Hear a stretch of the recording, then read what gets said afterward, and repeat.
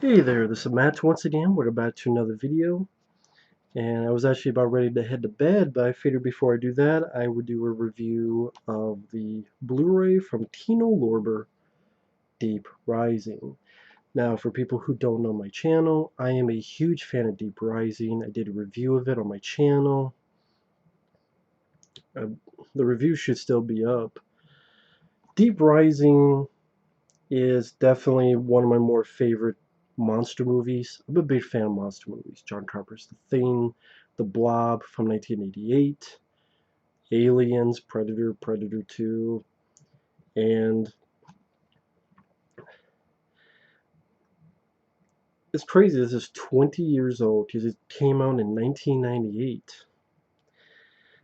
Now, the film itself, it's directed by Stephen Sommers, who I think before this had done The Jungle Book with Jason Scott Lee.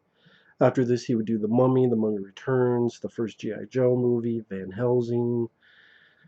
I think he did that film, Odd Thomas. I haven't seen it, but it has Anton Yelchin before he passed away.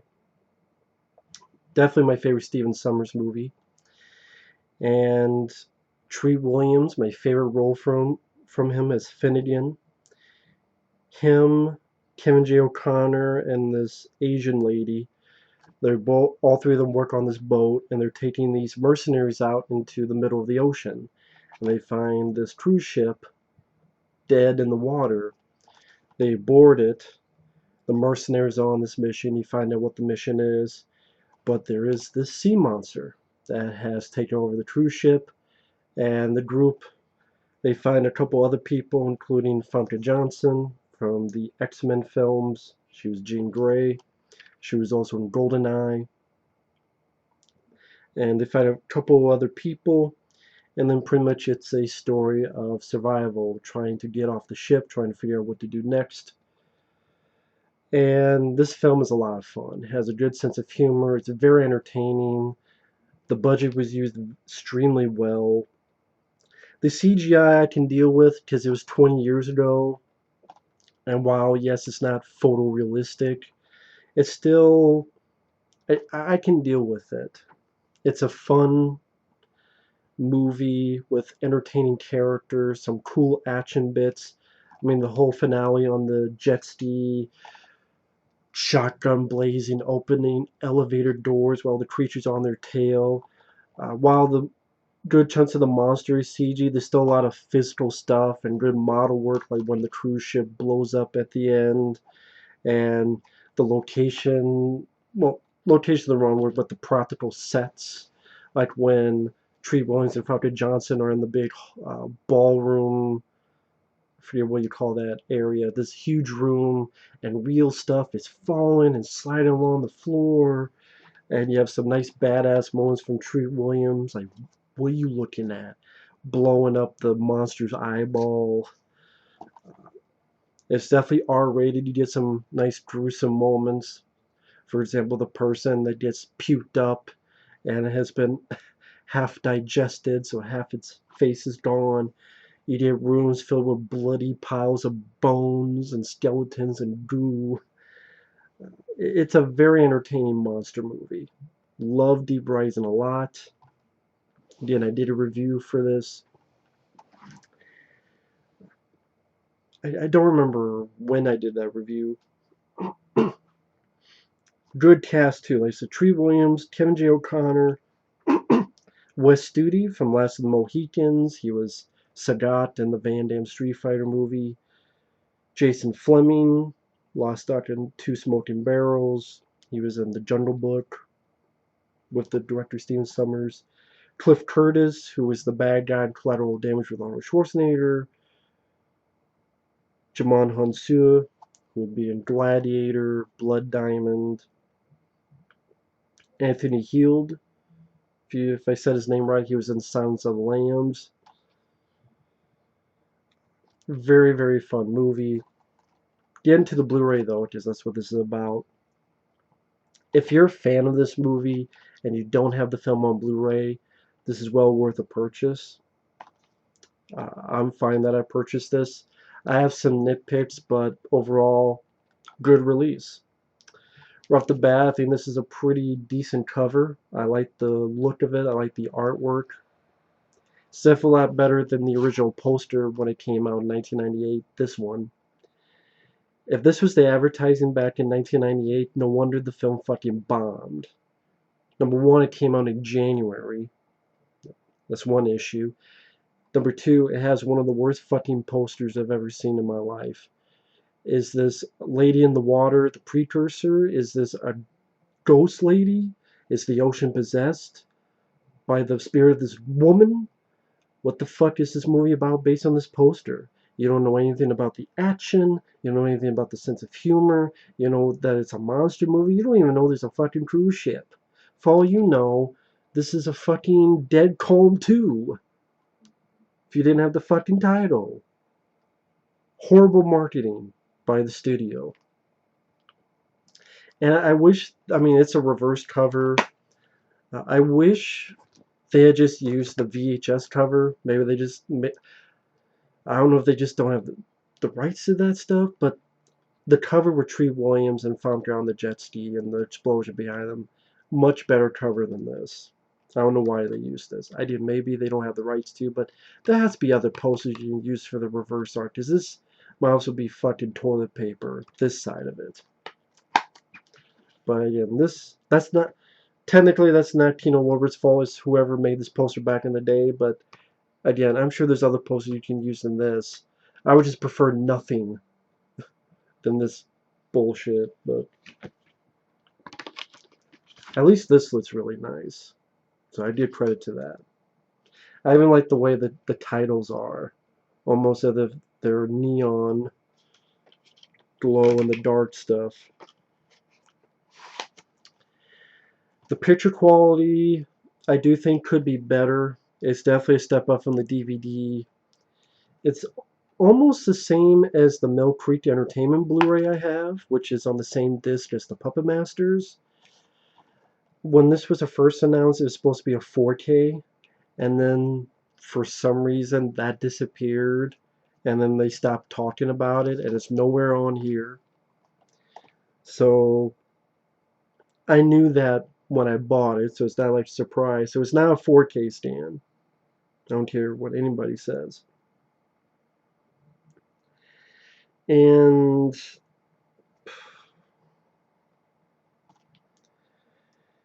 the picture is fine.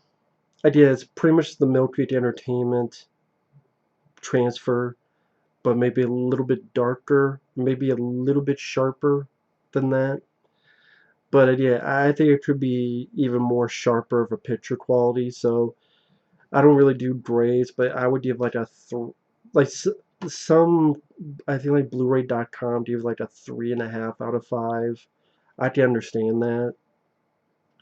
But yeah, it's a step up from the DVD. I'll say that. So again, if you don't have the film on Blu-ray, you want to see in better picture, it is a step up. If you only have the DVD, let alone if you only have the VHS. And the features are good. The features, if Maximum Overdrive, I did a video on that, if those features are like this, then I would be happy. Because these features, the people, they don't talk shit about the film. No one is talking crap about the film. No one is making fun of the film. They seem pretty proud of the film, which I appreciate as a fan of the movie. And it's like, that's what I'm talking about. Thank you, Kino Lorber. Thank you for that. The commentary by director Stephen Sommers and editor Bob Ducey. That's how you say his last name. Fun commentary track. It's energetic. They seem like they're pretty proud of the film. They laugh at the moments that you're supposed to laugh. They haven't seen the film in a while. And when you watch all the features together, you gather quite a bit of interesting factoids. Plus the commentary, you can't go wrong when the director in 5 minutes mentions Tremors and him being a big fan of Tremors. I'm like, that's why I enjoy the film. The director's a big fan of Tremors. He mentions Tremors in the first 5 minutes, Stephen Sommers. So I thought that was really cool.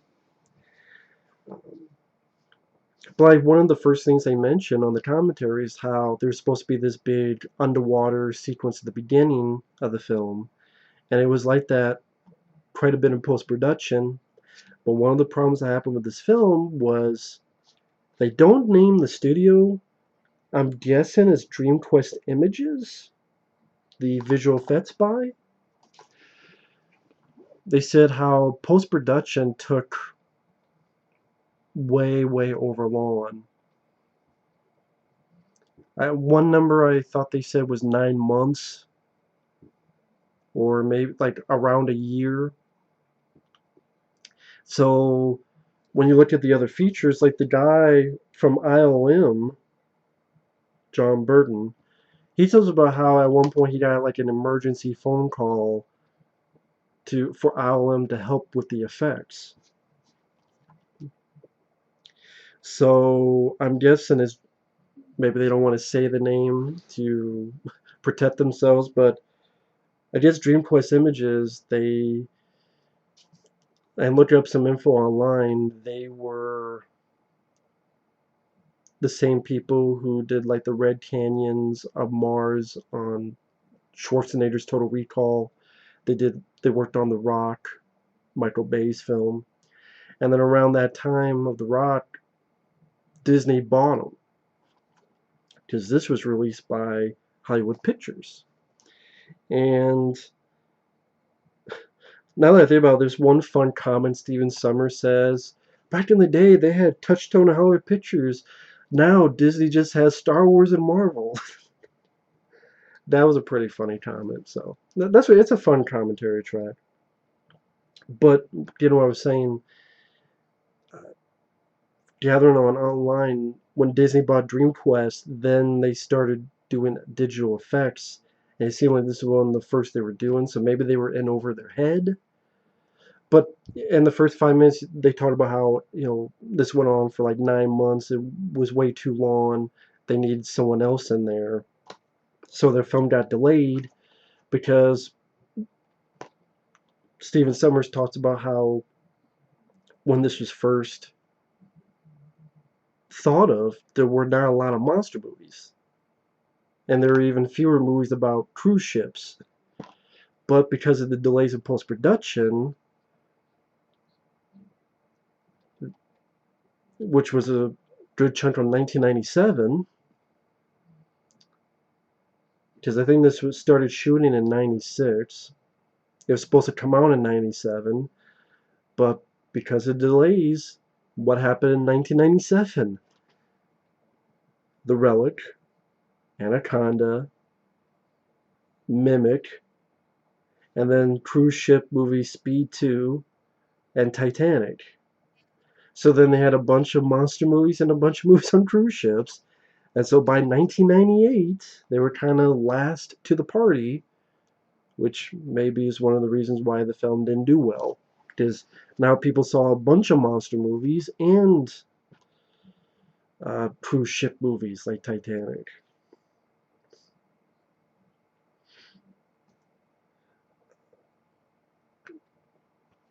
Other stuff in the commentary that made me smile.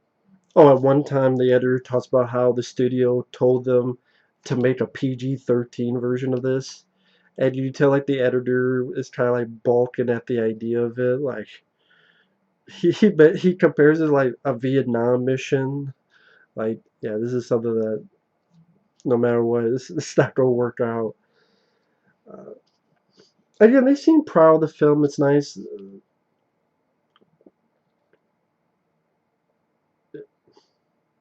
It's nice that, granted, it would be their opinion, an honest opinion if they did, but it's refreshing to see that people actually like their work. But I won't give all the details away for people who do want to get this. You do have an interview with Wes Studi, who, again, he was Sagat in Jean-Claude Van Damme's Street Fighter. He was in Last of the Mohicans. He enjoyed working on the film. Granted, it was wet. There was one point where there was like broken glass, and I think he got cut or something. And he talked about working with Kevin J. O'Connor. He talks about how fun he had with the gun. He's like, it's like a machine gun, but it had like a little Gatling gun at the end of it. He talks about how he's still in contact with Tree Williams. They tweet at each other. And I think he mentioned to Tree Williams that the film's coming out on Blu-ray. Tree tweeted back to him, as it should be. Hey, it's coming out on Blu-ray, special edition. And Tree tweeted him, as it should be.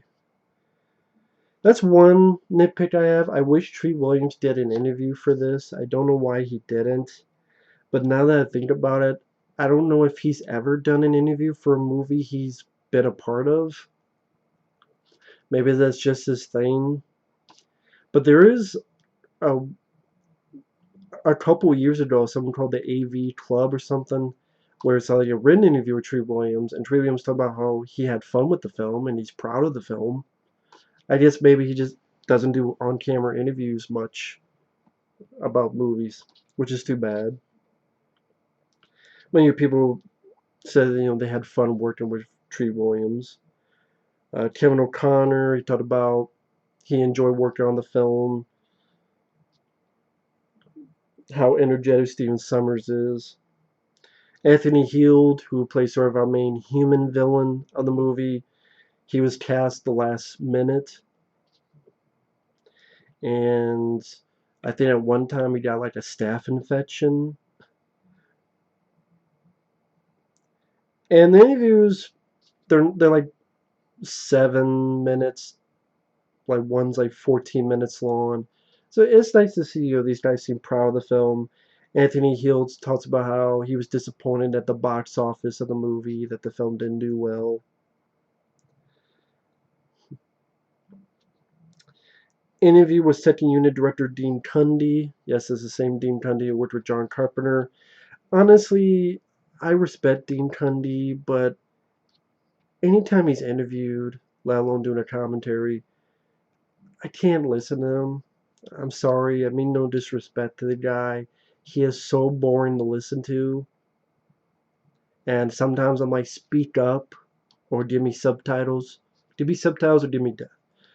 It just, it's cool that he's on there, I guess, because he worked on the film, but it's definitely the least interesting of the features.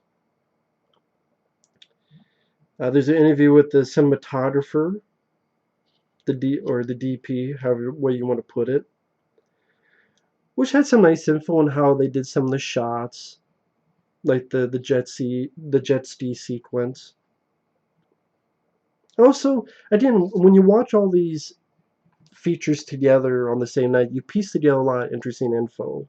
Like I said, like on the commentary, they mentioned how Alfonso Johnson wasn't the first woman. There was another actress, but things didn't work out. They don't name the actress, but if you go on the IMDb trivia, it's Claire Forlani. Maybe they didn't want to say her name because they didn't want to get in trouble or get sued or anything. But if you go on the trivia, it's Claire Forlani, who was in films like Meet Joe Black, I think, and stuff like that. But I was talking about the cinematographer. I think he mentions a little bit what the opening sequence would have been, how people would have they had shot some stuff of people talking about what these creatures could be, and like maybe at the bottom of the ocean it started this big, and how if it rose to the surface it would inflate. I'm guessing maybe that's the opening sequence that the people on the commentary mention. Maybe filming stuff of it being small and getting bigger. And then I'm guessing story-wise and later on we would see the reveal of what came about from that. And also the cinematographer, I typed a bit of this on Facebook, but then after I posted, I just remembered this from this interview, that the director had talked to him about the ending of this film and how maybe the next one would be like Journey to the Center of the Earth, like Journey to, into the Earth. So I'm guessing that's what the ending was about, and that's what the sequel would have been. And I guess the director was thinking of doing that next. But then, I'm guessing because the film bombed so badly, He went on to do The Mummy to find a job because when your films bomb, studios are not willing to give you work. So that was interesting to hear. They interviewed some of the guys who worked on the visual effects. One guy from ILM, one guy from a company called Band from the Range Entertainment. And there's a fun story about how that name came to be. But that's what I was talking about, where the ILM guy, John Burton, talks about how he used the word emergency call from an effects group, DreamQuest Images, as I'm guessing, and how they came in and had to, do some work, in my opinion, save the day. And also the one guy, Van Lean from Band from the Ranch Entertainment, mentions how in the original ending, Kevin Joe Connor's character died. He did stay dead. And that it was, test screenings didn't like that. So they shot that footage.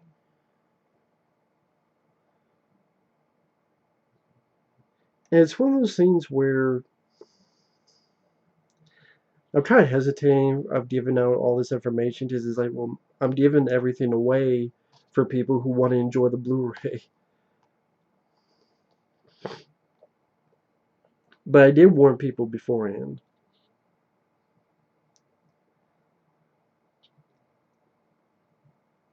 You have an image gallery, you have a trailer, you have some interview with some of the effects guys who worked on it, and they talk a little bit about working with Rob Bottin.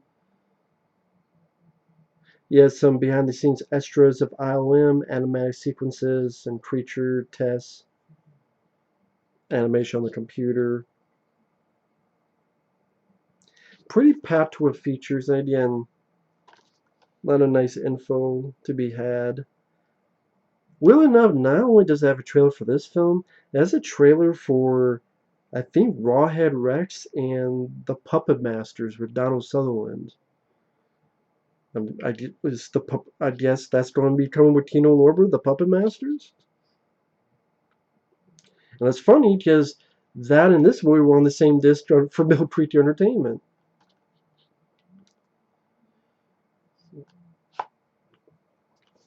Either way, also I didn't notice any issues with the audio, any issues with the picture, any fuck ups with it.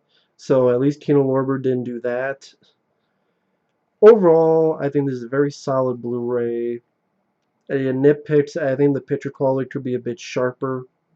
I would have appreciated the 4K stand that they announced. But, it could be a bit sharper. And some little nitpicks, it would have been nice to have Tree Williams for an interview.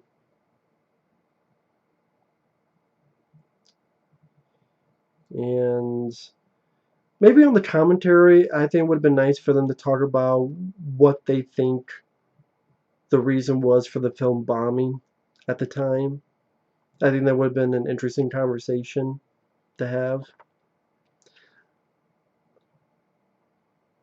But either way, if you're a fan of this film, I think it's well worth a purchase. It's well worth a look. Especially if you don't have the film on Blu-ray at all, I think it's worth it. I'm definitely glad to have this. Really cool that the film got some of the respect it deserves. And overall, definitely one of the better Blu-rays I've seen in a little while. I mean, considering lately, Lionheart had some really good features, but then the audio was fucked up, especially on the theatrical cut. The Changeling was nice, but like those features I didn't really care for. But the movie itself is great. I'll review that movie sometime, The Changeling. Awesome movie with George C. Scott. But again, the features, like, yeah. These are definitely better features than those. And wasn't there another one? I thought there was another one that had like a mistake on it, so I can't remember. If Maximum Overdrive can be as good as this Blu-ray, then I would be happy. But I found out that the Maximum Overdrive Blu-ray, the comedian I was talking about, is the guy who does the current Mystery Science Theater 3000. No wonder I was suspicious. Must have thought of that psychically. Anyway, thanks for watching. Take care. And we'll talk to you later. Bye-bye.